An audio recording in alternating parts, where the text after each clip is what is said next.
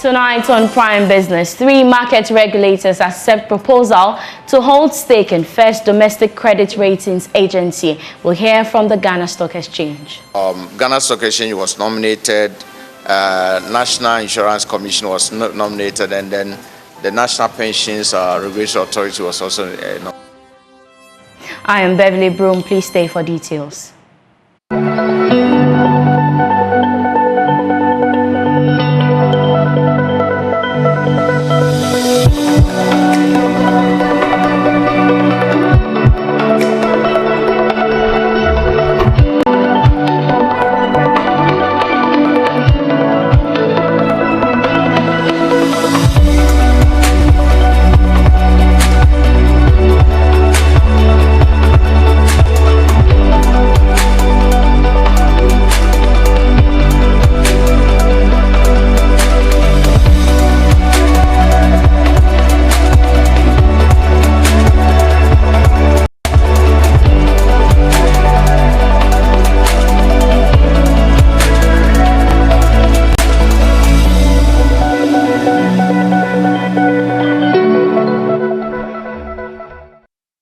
Hello and welcome. Let's settle down for the details now. The Ministry of Finance has accepted the business plan for the first domestic credit rating agency to be established with key market regulators as shareholders. Now, the entity which already accepted the proposal and are working to get the agency established are the National Insurance Commission, the National Pensions Regulatory Authority, and the Ghana Stock Exchange as a major shareholder. Now, the move, which is backed by the World Bank, will improve credibility of corporate bond issuers as well as businesses that participate on the Ghana Stock Exchange. The following report has more. Early this year, the Ghana Stock Exchange announced that it will establish credit rating agencies in Ghana by middle of the year. The agencies are expected to rate the issuance of bonds in order to bring some confidence and comfort to investors. Giving an update on work done so far, head of the fixed income market at the Ghana Stock Exchange, Augustine Simmons, said 3 market regulators have accepted proposal to hold stake in first domestic credit ratings agency. He was speaking at a capacity building program for selected members of the Institute of Financial and Economic Journalists, IFEJ, in Accra. Once that entity is established, the government is not going to take holding in it, but the government is promoting it and being supported by the World Bank as well, because they all see the importance of it. Upon discussion with stakeholders, it was suggested that the Ghana Stock Exchange should take a stake in that entity. So Ghana Stock Exchange was nominated, National Insurance Commission was nominated, and then the National Pensions Regulatory Authority was also nominated. So these 3 entities are now have been proposed to be the initial shareholders of the domestic credit rating agency. Letters have been written to the entities, and they have responded, get themselves committed to getting it established. The meeting I was talking about is actually the meeting with the shareholders of this entity. The business plan has been done already by KPMG, and it was accepted by the Ministry of Finance, based upon which a technical committee was set up to start working on it. He added that the absence of a technical consultant to assist the GSE meet the requirement of Securities and Exchange Commission is what could delay the process. What could delay us is for the fact that the requirement from SEC, right, insists that before you have a license as a DCRA, you should have your standard operating processes all in place. You should have the rating committee should be in place. The methodology for rating should be in place. You and I know that internally we don't have anyone who has the know-how. So we necessarily have to have a technical support, a technical consultant to help us to work out all these requirements from SEC before we can submit in the application to get a license. All right, to get a license from SEC. Because if you go, we can't go with an empty hand. So necessarily we have to engage an entity that have the know-how to help the locals prepare all these so that we can submit this application to SEC for getting the license. So things are really going on. We hope that we'll be able to achieve that. The Finance Ministry has rescheduled the mid-year budget review, which was expected to be delivered to Parliament tomorrow to enable them conclude talks with the IMF. Now, according to Deputy Finance Minister Abena Osei-Asare, the new date for the statement is now 25th July, and the change has been necessitated by the ongoing talks with the IMF, which commenced last week. Now, the Deputy Minister does not rule out changes to the statement, which will arise because of the talks with the IMF. Know that we have started some engagements with the IMF, and the IMF were in town last week, and they are supposed to leave on Wednesday. And usually when they come, this very mission is for data collection, and we need all the space and time to enable us give them all the data they are requesting for. So that's how come we are asking Parliament to postpone the mid-year so that when they leave on Wednesday, and then quickly we can start looking at it. Though we are almost done with it, we'll start looking at it, and then hopefully by the 25th we will bring it to Parliament for submission. This first mission is more of data collection, and so that is exactly what they are doing. And like I said, with data collection, you need to give them everything that they are requesting for. So we need that time and space to attend to them, just like you're doing an audit. You need to attend to whatever it is that they are asking for. And so once you do that and it's completed, we will come to Parliament and also submit the mid-year. And this is something we've been doing every time.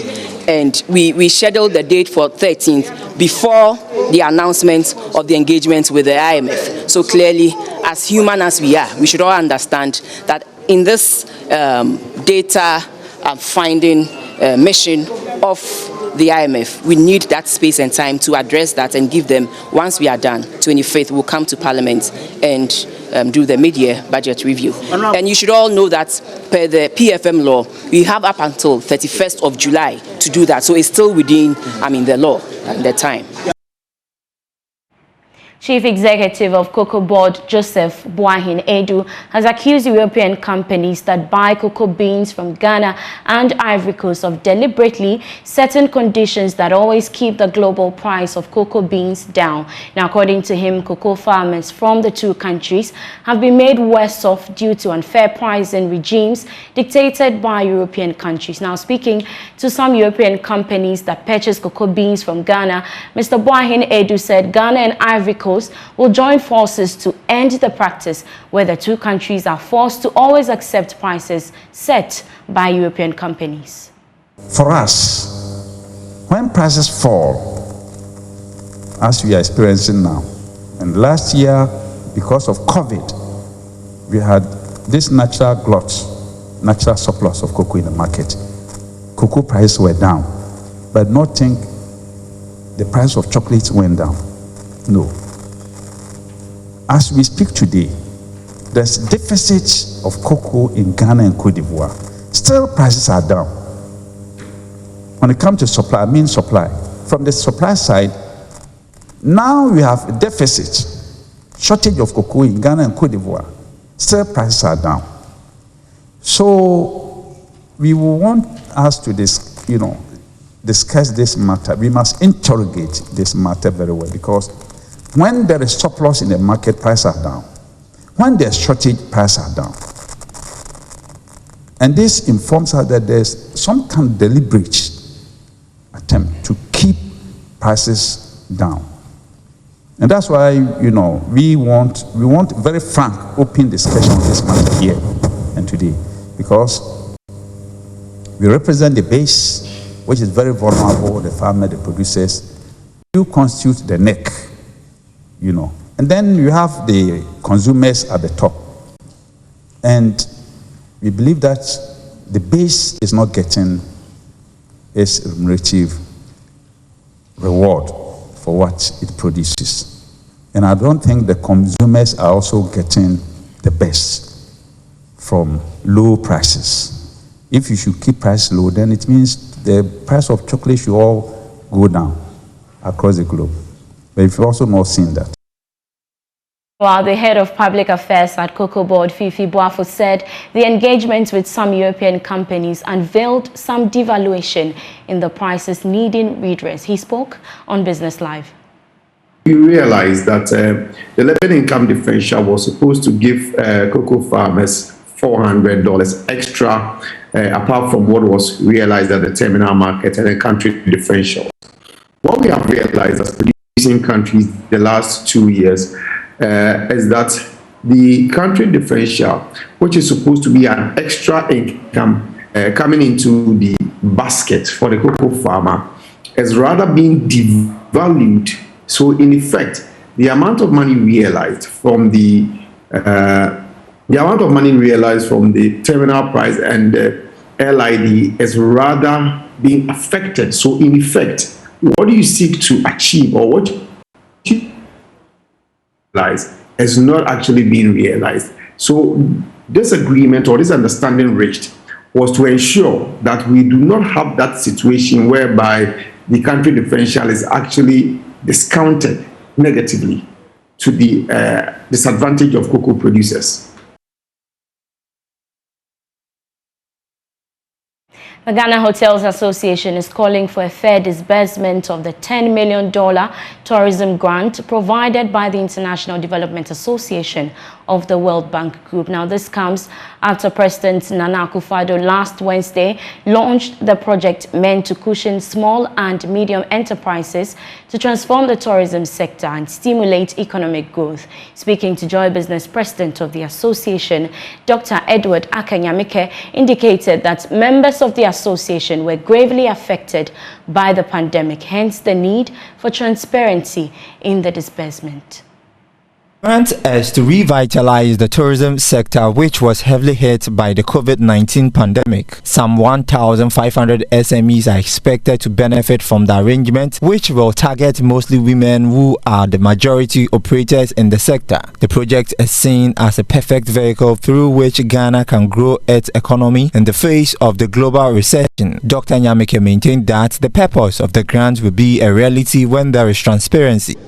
Well, it's a grant that is supposed to be disbursed to the whole fraternity of the tourism and hospitality, not only hotels, because we have the car rentals, we have the restaurants, we have the tour operators, tour guides, and so on. So we are looking forward to a fair disbursement of the money, period. I mean, there was a first window, and some of the tourism enterprises benefited. So with this second window, we are also hoping that a lot of our members will also benefit, so that the debt that we created, or that was created during the pandemic in 2020, will be able to offset some of those debts. So it's welcome news, and we are all for it. He called on industry players to take advantage of the grant, assess it, and use the funds judiciously to grow their businesses. Well, the engagement is that the application is online. It's there for everybody. So long as you qualify as a tourism SME and you have all your documents, it's not an automatic entry, because you need to satisfy certain requirements, certain criteria. So long as you qualify, I believe the committee will look at it and then do the needful. The hospitality and creative arts sectors were a significant part of the national economy, adversely affected by the pandemic, resulting in a 75% decline in international tourism arrivals in 2020 and a 45% reduction in 2021. The Ghana Standards Authority says it will soon raid markets to clamp down on sales of illegal and substandard products. Now, during a public sensitization exercise at the Central Business District of Kumasi, the authority observed the infiltration of some substandard products on the market. Officials say persons found culpable will be prosecuted. There's more in the following report. Staff of the Ghana Standards Authority in Ashanti hit the principal streets of the Kumasi Central Business District to engage traders on its mandate. Shops visited included textiles and consumables at the Kejita Market and other trading centers within the business enclave. Vendors and buyers were sensitized to always ensure items purchased bear a certification mark from the GSA. Samuel Kofi Frimpong is the director of the Ghana Standards Authority Middle Belt. A lot of people cannot read or write, and some of these things, even the label, is governed by a law. So if you can't read or write, you go to the market and you are buying something, instead of checking the badge number, the manufacturing date, the expiry date, and all those things, you can't read or write. It makes the thing very difficult. It means that we have to then do that part for you. The authority observed a number of fake goods had penetrated the market, posing danger to the safety of the public. The GSA says it will swoop on such products on the market, especially at the KJT market. Mr. Frimpong says persons found culpable will be made to face the rigors of the law. A lot of people are buying goods. A lot of goods are on the market. We did some little marketing exercise. And we realized that there are a lot of products on the market that don't bear our mark of conformity. These materials, they are on the market. When we went to KGTR, we went to see some of them over there. They are there. Those things, where they are passing, we have to make sure that we block those places so that they pass through the approved routes. And from now, with this sensitization work that we have made, our people are going to the market from next week, right from next week, and we are hitting the ground. And if your products don't bear the mark, it is produced in Ghana and it doesn't bear the mark, you are in trouble. If it comes from outside and we sample some and we take it to the lab and it doesn't meet the standard, that one to take it because you brought it into the country. If you don't go through that thing and you sell, you produce, you dispose, all those things without us knowing, you will be taken to court. For Joy News, Imano Kwiku reporting. Chief Executive of the Ghana Enterprises Agency, Kosi Yanke Aye, has reiterated that the agency will be reaching out to relevant international organizations to mobilize resources in order to meet the request of micro businesses across the country. Now, according to her, the You Start initiative and other government interventions will be used in building small businesses. Mr. Yanke Aye was speaking after a graduation ceremony for some beneficiaries of the Apprenticeship to Entrepreneurship Training Program in the Eastern region. Important to know is that for what we are doing, it's really under the vision of the President, Nana Addo Dankwa Akufo-Addo, in trying to get the youth to build the entrepreneurial skills and a culture to be able to grow and start their own businesses. So what it allows us to do is to also be able to monitor that, because we need to ensure that these businesses are sustainable. And so we're going out of our way to do that and monitor and evaluate across the entire nation. So if you pay attention to the work we are doing, across the nation we have regional offices, we have business advisory centers and business resource centers, and through these resource centers and advisory centers we are able to actually get the youth, the women, men and women in those communities to actually start the businesses. And if there are any challenges, we go in and provide the needed supports that they will. And that's why it's through interventions like this that government is really looking to expand and grow, through the You Start programs, through the Ghana Jobs and Skills Project, which we'll also be implementing very soon across the nation. As much as possible, if you pay attention, once again, the budget really talks about an entrepreneurial nation and a culture, and it's very important because across the world, what we knew as work has changed. The business of work is different, and so this You Start and other interventions is to ensure that we are building the youth, we are leveraging the youth to create employment so that other people are employed to also be sustained. DBG has been launched and SME is their focus. They have made their intentions clear of collaborating with the GEA especially. What is the way forward looking at this collaboration, and how is it going to enhance the work that you're already doing? I think that the Development Bank Ghana is an amazing concept. And why do I say that? Because across the world, in successful countries, they do have development banks. And once you have a development bank, it creates an agenda to actually transform and accelerate the growth of businesses. So in our case, as the agency mandated to support and strengthen micro, small and medium enterprises, our goal as much as possible is to ensure that we support the DBG by being able to have access to these SMEs, to be able to provide the right type of technical assistance so they can grow. The challenge is finding where these SMEs are. You know, it's so easy to sit back and assume that people know where these SMEs are, but it's through interventions and partnerships like this that we find this to move forward. That's all for Business Now, but we have more business news when you log on to myjoyonline.com. We leave you with news making headlines on the international front. My name is Beverly Broohm. Have a good evening.